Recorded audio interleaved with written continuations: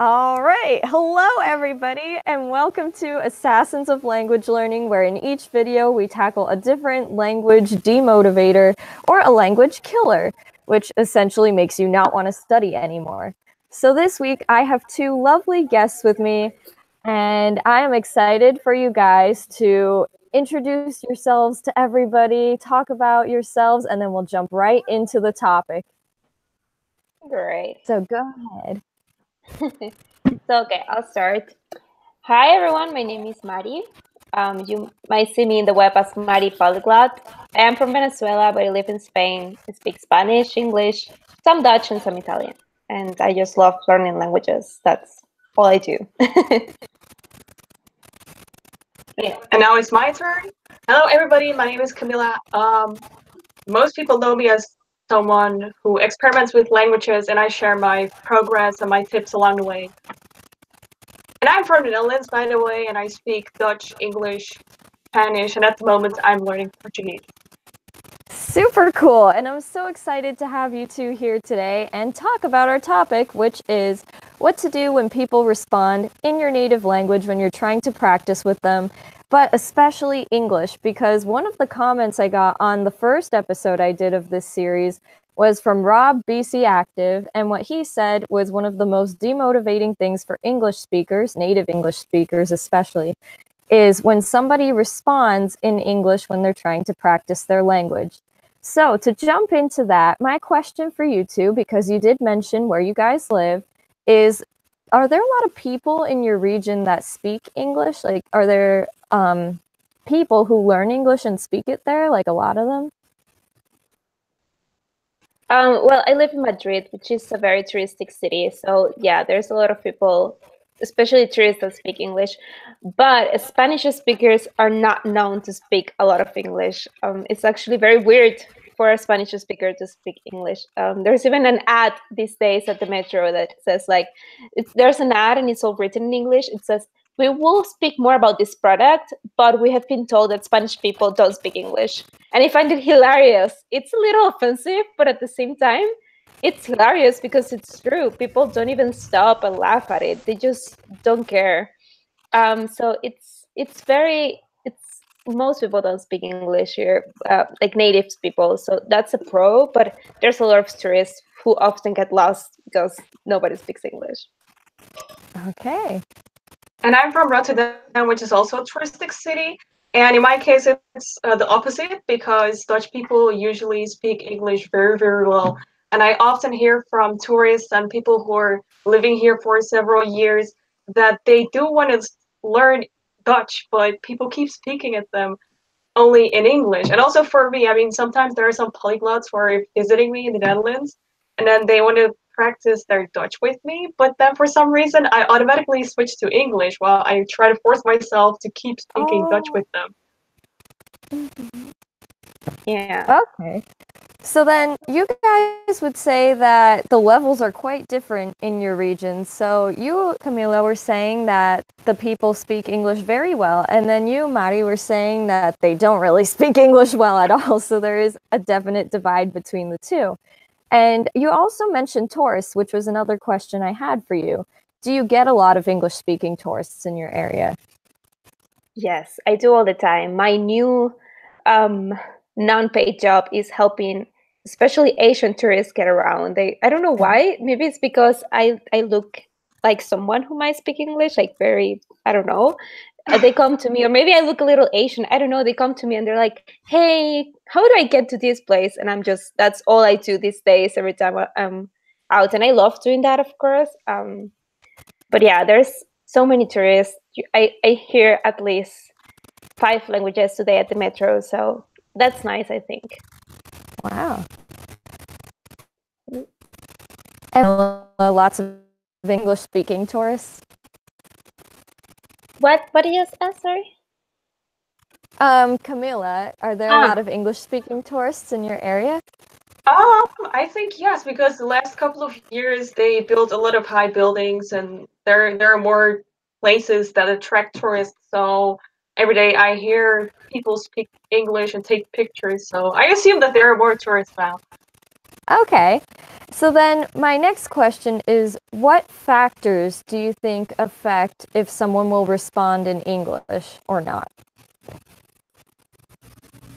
I think it depends on the level, whether the other person speak. If someone was struggling to find these words in Spanish, I will switch to English. And I don't mean to do that. A lot of the times I try to help them, but there comes a point where communication, you just can't continue having it. So that's, I think, the level, whether the other person, and also the accent. If it's hard to understand them, you will probably switch to English because it's easier. Yeah. What I've experienced is when I was doing a language exchange over the internet using HelloTalk when I was learning French. Oftentimes, French people wanted to speak only in English to me because they wanted to improve their English, and they didn't want to talk French with me. So I think also one of the reasons is that people just want to improve their English, so they don't want to use their own native language. Yeah, and I think it's interesting that you mentioned that, especially because the comment that I received, there was a response to that saying that the creator of Blue, I can never say the name of that, but Yeah. the creator is Italian, but for some reason was having trouble because people would respond to them in English instead of the language that they were practicing. So I thought that that was really interesting because not only can you have problems if you're a native English speaker, but even if you know English as a second or third language, people tend to have a preference for English over other languages, which is really interesting. Yeah, it's a very internationalized language, very global. So I think it's everyone learns it at school nowadays around the globe, so it's easier to communicate that way. Do you guys have any other reasons why you think somebody would respond in English as opposed to like their native language or another language that you may be practicing with them? Because you guys did mention a little bit like they want to practice English and get better, but have you had any other experiences or any thoughts as to why they may want to speak in English? I think for me, I've told this before. I lived in Belgium and I was trying to learn Dutch, and often people will respond back in English. And I think sometimes it's because they wanted to connect, and like making a real deep connection with little communication. It's difficult because I couldn't really in the beginning talk about my life or my traditions. So we had to switch to English in order to connect as friends, as family, as everything. So it was a very important part of my actions, being able to speak English. If I didn't have that, I wouldn't have been able to make these connections. On the other hand, if I didn't have that, I would have learned Dutch better. So it's a little weird balance, yeah.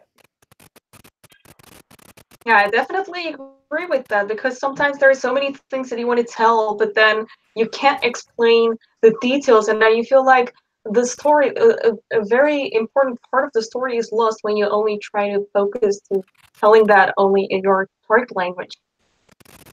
I agree with that a lot, and I know I get frustrated, and I'm sure you guys have the same problem when you're using a language that you've just started learning, so maybe you're not as developed in it yet as other languages that you speak that are maybe your second or third language.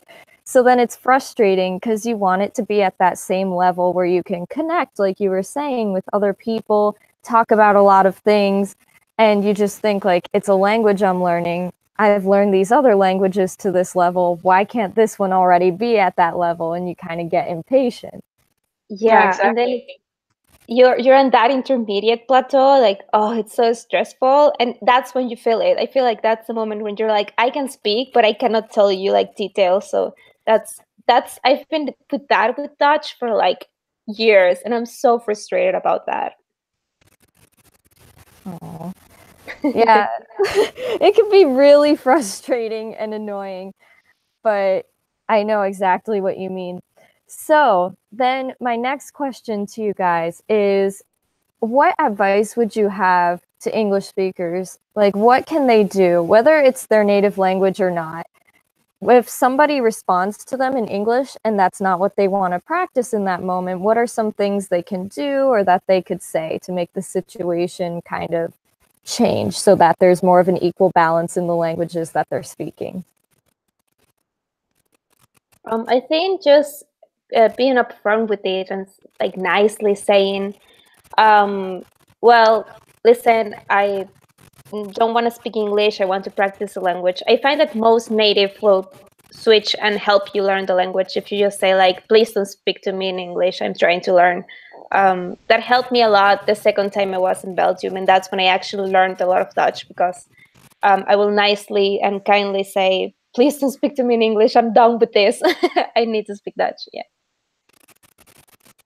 Well, in my case, if you want to practice, for example, on the internet, and this other person also wants to do an exchange with you, I think the best thing you can do at the moment is say, okay, for example, from Monday to Wednesday, we'll speak this language, and then the other days we'll speak in English. But keep practicing both languages so that, you know, both parties see the benefit of practicing. That helped me a lot personally. Another thing that helped me is showing real interest towards that culture, because this is what I really saw when I was learning Brazilian Portuguese. I started sharing more about my passion towards the language, towards the culture and everything, and I started also looking up some interesting facts about the culture. So whenever I was sharing something on Instagram, for example, native speakers often DM me with facts and with songs and with small chats. You know, I never had that before. I didn't have that with French. I didn't have that with German, but I did have that with Brazilian Portuguese. Maybe it's because Brazilian people are like that, but I think whenever you show your interest to the culture, people are like, oh my God, that's so interesting. I want to share this and this fact with you. So they're more likely to help you. Yeah, I also find that other learners make great partners because they want to practice the same language. So maybe they can correct you, but at least you can get your speaking and your writing practice. So that's also helpful. Yeah, that's definitely a good tip. I think both of those are great. I mean, first of all, your approach of being direct with them, I am super non-confrontational. So for me, that is not something I feel comfortable doing. But then you also provided the alternative of just saying, well, how about we do this? Now you split it up into days. So from this day to this day, we do this language, and this day to this day, we do the other language. But sometimes if you're only talking to them once a week for an hour, you could say, how about half an hour in this language and half an hour in the other one? So just kind of setting boundaries, I think, is something that would be good. So then that way, you know, okay, we'll practice both languages. But then, of course, you could go the more direct route as well. And then Yeah. oh, no, go ahead. I just think that having an open communication and saying what you want to achieve is key. Like if you tell the other person, this is what I want, and the other person tell you, okay, this is what I want, you can come to agreements. And like Kamila says, I love that idea of doing from this day to this day this, and then doing the other language. And you just have to have the connection. And I'm sure sometimes with each person it's different. So it depends on personality, on your approach, and your level, and a lot of things. So I think everyone should find their own way and listen to tips and find their own way. Yeah, and I also really like the fact about taking an interest in other people's cultures as well. Because I know people like languages, but then sometimes it's not always connected to the culture. They just like the sound of the language. And that really does make a difference because you want to make your partner, your language partner, feel wanted. Like you're interested in what they have to say. You're interested in their lives and the lives of the people who live in the country of the language that you're practicing. So I thought that that was a really good tip. Both of you are providing great tips. I'm very thankful to have you here today. Oh, we're both thankful. And well, I speak for both of us. I think we're both thankful. I've spoke with Kamila before, and having now speaking with you, it's like three people. It's so exciting for me because I haven't had this experience. So yeah. Very cool. I also have second to last question here. So you guys talked a little bit about your experiences with Hello Talk and then going to Belgium. But other than those experiences, have you had any other experiences where you've tried practicing a language and someone responded to you, not in English, but your native language instead, when you were trying to practice, say, English or Dutch or whichever language? I've had it with Italian. My family is Italian, so I try to speak Italian to them, and they answer back in Spanish. That's sad. I know they speak Italian, but they don't answer back. And I have it the other way around, where I had an exchange student at my school. She was from Missouri, and she would speak English, and instead of speaking Spanish to her, I would speak English to her. So I did that very badly. But like I've been in both ways, and I know like why people do this and do that. But yeah, in general, people don't speak much Spanish to me if I'm trying to practice a language because it's less common than English. Well, in my case, I didn't really have a lot of people who tried to speak Dutch with me. I mean, in general, there are not so many people who are learning Dutch, but whenever there are people, then those people are mostly polyglots. But then we're not speaking an entire conversation in Dutch, but only just a slight part, and then we move on to the next language. Okay, so then there's different experiences based on what your native language is, because depending on that, kind of depends on how many people are learning it. Like Spanish is much more common to learn, especially in the United States. So maybe with Dutch, yeah, you wouldn't get as many people who are trying to study the language. Yeah, So indeed. my last question for you two is, do you guys have any final thoughts or comments on the subject that we haven't previously talked about, or maybe something that kind of came to your mind as we were talking through this conversation? Actually, I also have this thought.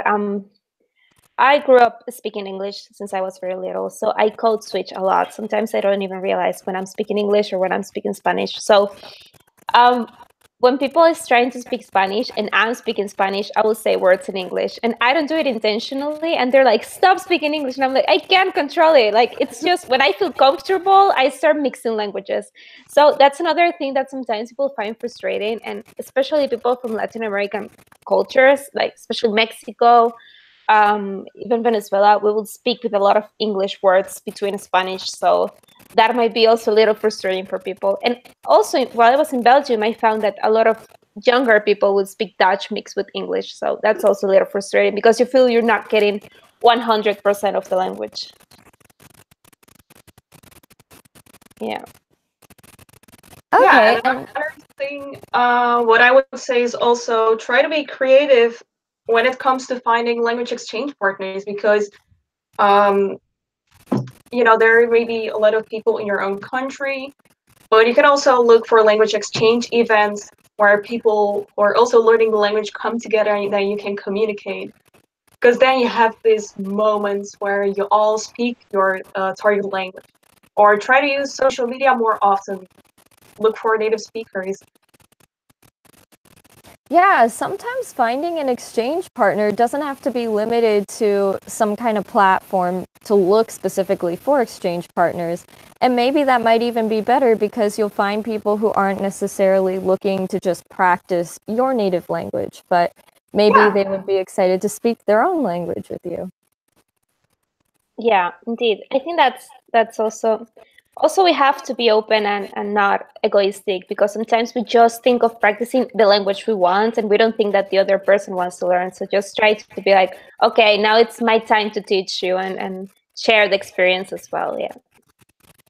And I think that's a very good point that you make, because a lot of the time we're thinking of ourselves a lot. So like, what could I get out of this exchange? Or how much of this language can I practice? But it's a two-way street. And if we think of other people all the time and we're all thinking of each other, then maybe we wouldn't run into this as much. Yeah. So I wanted to thank you for being here with me today. And I'm looking at the chat and I see that Life of M said hello, so hi. And Ronald Johnson said, I agree, the frustration is real, which, yes, it really is real. I think we could all agree with that there. And then Rasmus A said, hi, I am late. Well, better late than never, right? Yeah. That's all for today. Once again, I know I keep saying this, but I am thankful to meet you two and be able to talk to you guys about this subject. Now, the reason why I really wanted to have you two for this is because I wanted to hear the perspective from non-native English speakers to know kind of like if you guys deal with this topic, or I don't know, like if people try to practice their language with you, what happens? Or maybe you try to speak a language with somebody else and they respond in your native language. So it's very interesting to hear from your perspectives, especially being that you're from two different parts of the world. So thank you for finding the time to join me today and answer these questions. Thanks for having us. It was really, really interesting also to listen to Maddie's experience. Yeah, same. It's always fun to talk with people who lives far away from me and know that we have so much similarities as well. Like we have different experiences, but we have the same frustration. So that's also good to know sometimes. Yeah, exactly. And we are from three completely different parts of the world, so it's just really exactly. interesting. So thank you guys, and thank you to those who are tuning in, watching this. I hope that this helped you. And there will be a couple more episodes coming up, but then the series will basically be over. So yeah, thank you all for joining. And I'll see you guys in the next episode. Don't forget to subscribe if you want to be notified about these. And there's a little bell icon that you could click to kind of set a reminder of when this does go live if you don't want to miss it. So I'll see you guys next time. Bye-bye. Ciao.